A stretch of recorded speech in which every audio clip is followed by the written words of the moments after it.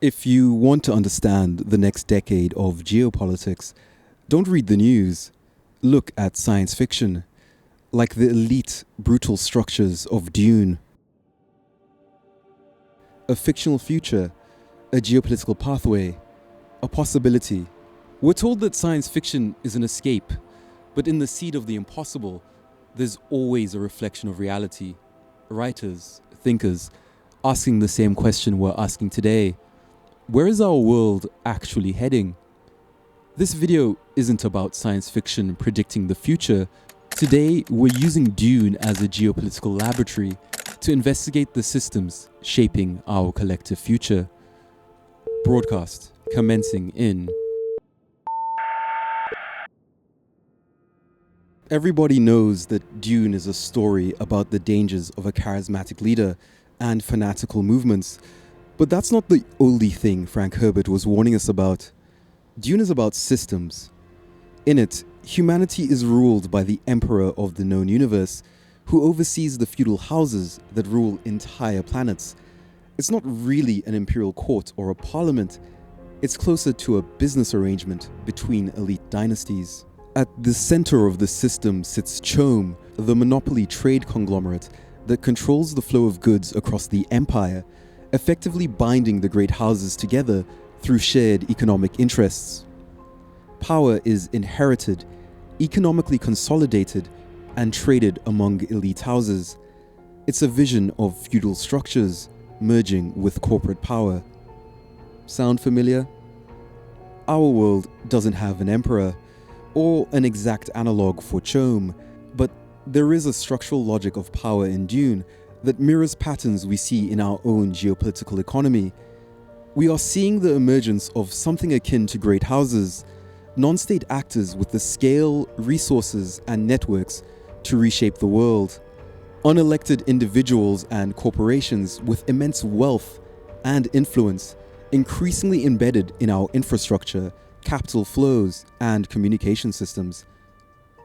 This is power consolidated into the hands of the few, built on elite relationships, patron-client networks, and in many cases, inheritance. It's neo-feudal power, or what we could call modern great houses. The question for our world is simple. Are corporate or profit-driven interests starting to subsume national objectives? The answer is increasingly yes. Take Elon Musk. His network of Starlink satellites has become a key strategic component in Ukraine's defense against Russia. A single billionaire influencing the outcome of a war. When a billionaire can toggle the on and off switch for a nation's communication or defense, is he a CEO or a duke?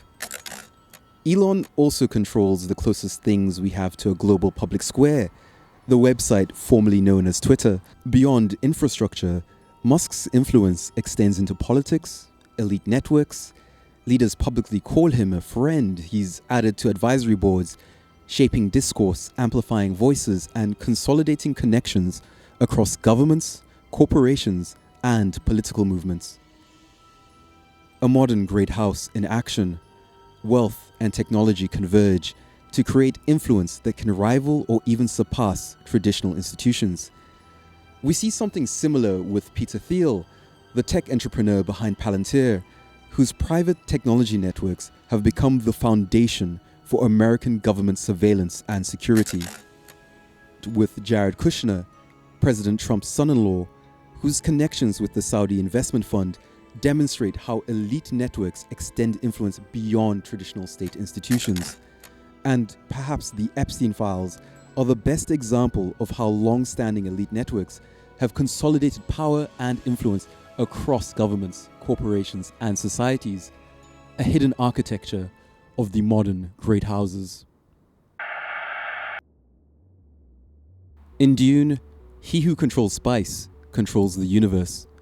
Spice is a mythical drug that powers space travel, enabling the Empire to grow, trade, and exchange. Today, the rare earth metals that will power the next generation of technology could be seen as our universe's spice. Just as spice drives the politics, trade, and conflicts of Dune, Control of essential materials is increasingly shaping how the powerful behave in today's world. From lithium to cobalt to other rare earths, access to these resources determines not just technology, but influence, alliances, and power. The scramble for resources is real and visible. America's new aggressive stance towards Greenland and Canada, its political rhetoric, like Marco Rubio's astonishing speech at the Munich Security Conference, calling for a return to an era of colonization, the recent establishment of the Board of Peace to oversee Gaza, with Trump leading in a personal capacity, is a striking example of how power is being projected beyond traditional state institutions. The Board of Peace in Gaza isn't a diplomatic mission. It's a joint venture. It's CHOAM setting up a regional office. Trump is positioning himself to wield influence over territory and governance, even outside of office. Think about that. What would have been unthinkable a few decades ago is now unfolding before our eyes. Neo-feudal power in action.